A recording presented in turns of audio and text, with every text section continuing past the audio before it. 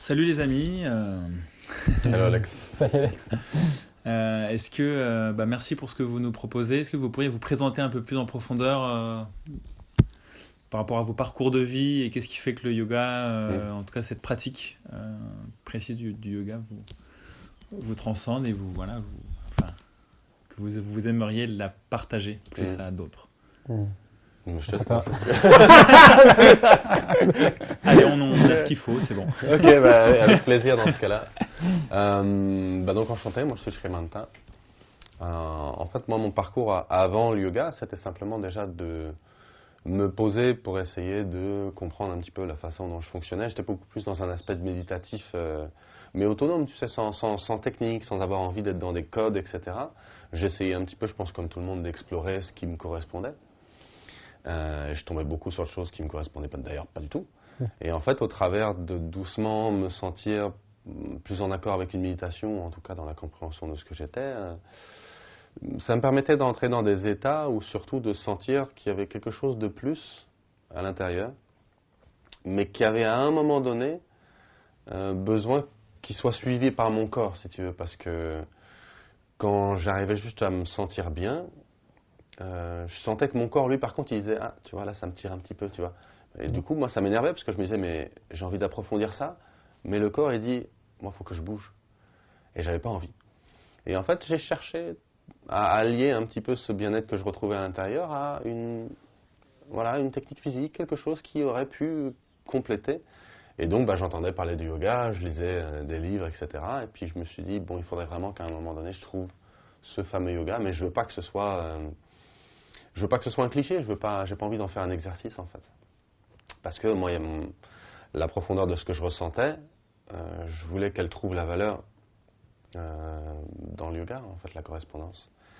Et donc, si tu veux, en fait, moi je voyageais déjà pas mal en Inde, et puis j'ai eu la chance de rencontrer donc Sadhguru, qui est le maître indien des pratiques de Isha Yoga qu'on enseigne.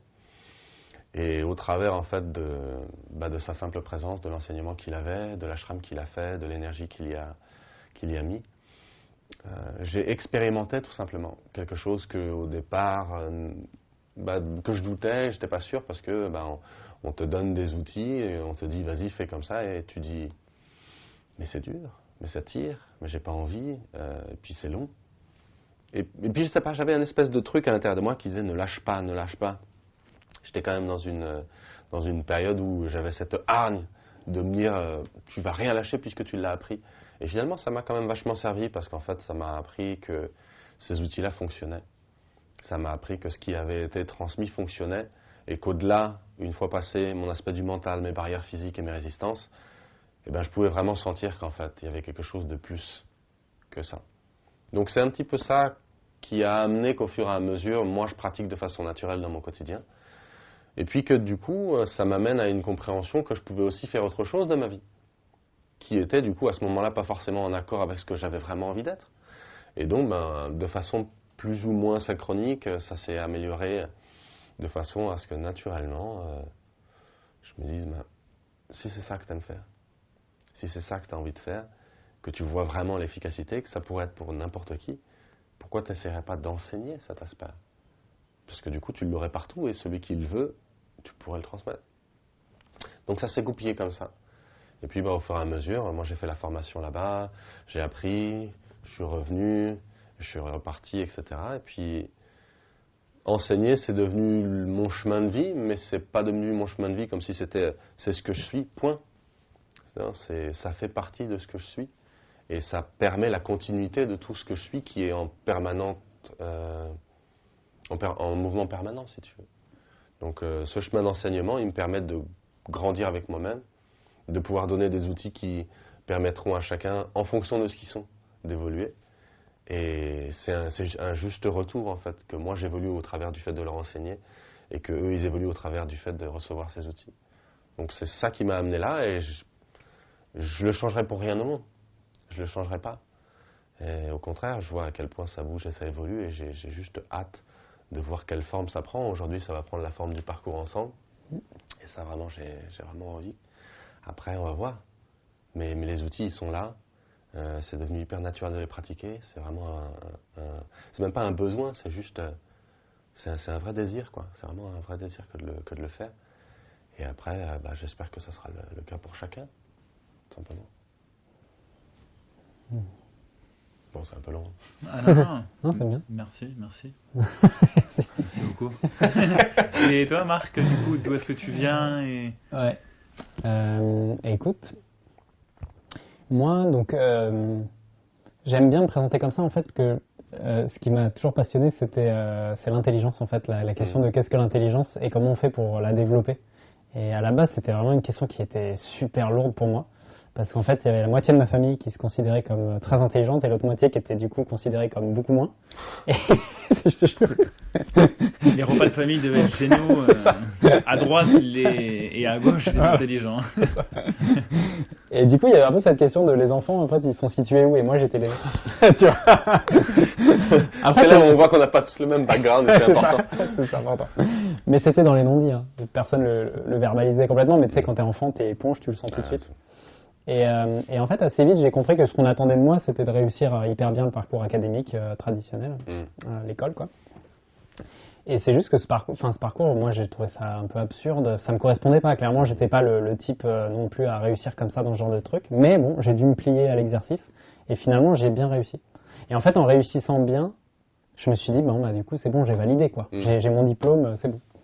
Et en fait, c'est l'inverse qui s'est passé dans ma tête. Je me suis dit, mais putain, en fait, à quel point j'ai été idiot de croire que en fait on pouvait, que quelque part une instance pouvait dire si oui ou non un être humain était intelligent.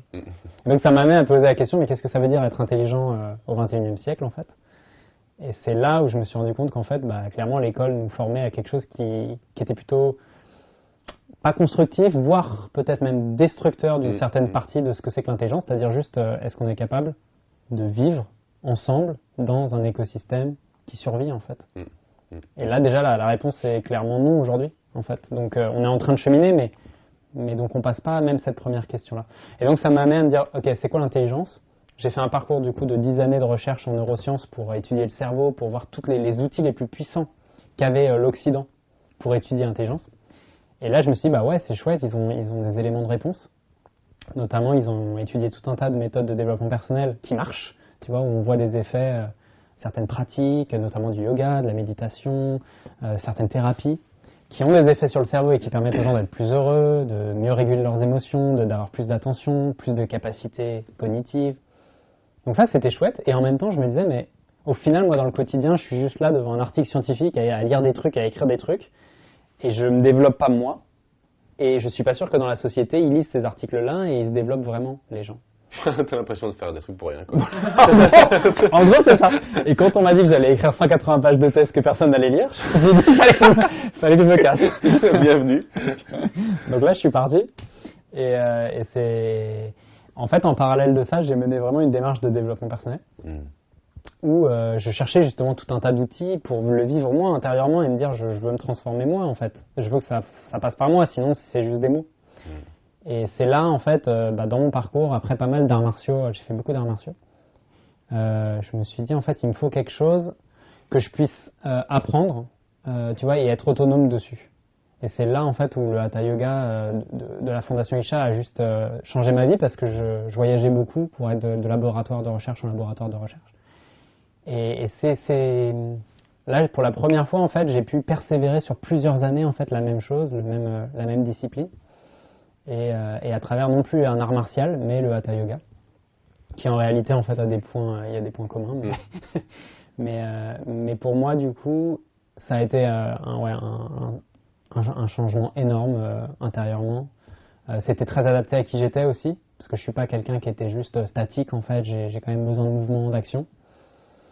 Et après j'ai décidé donc de quitter le laboratoire de recherche pour vraiment apporter tous ces éclairages que j'avais sur qu'est-ce que c'est qu'être intelligent, qu'est-ce que c'est que vivre intensément aujourd'hui, qu'est-ce que c'est que vivre différemment, travailler sans stress, être plus heureux, avoir plus d'énergie, tous ces trucs-là en fait, c'est des choses à la fois que je vivais intérieurement et c'est des choses que aussi j'avais compris à travers que ce soit des articles scientifiques ou juste des discussions que j'avais pu avoir. Et donc j'ai commencé à me former au coaching, j'ai commencé à me former à la facilitation d'intelligence collective et à travailler avec des entreprises, notamment plutôt des startups, des jeunes entreprises, parce qu'elles sont plus ouvertes en général à changer. Elles veulent vraiment évoluer, tu vois, pour pouvoir impacter le monde de façon plus globale. Et donc j'ai travaillé avec plein de startups qui, voilà, quand ils commençaient à bosser avec moi, on était une vingtaine, et puis après ça montait 50, parfois 100, 150. Enfin, c'était assez génial de voir le truc qui gonflait comme ça.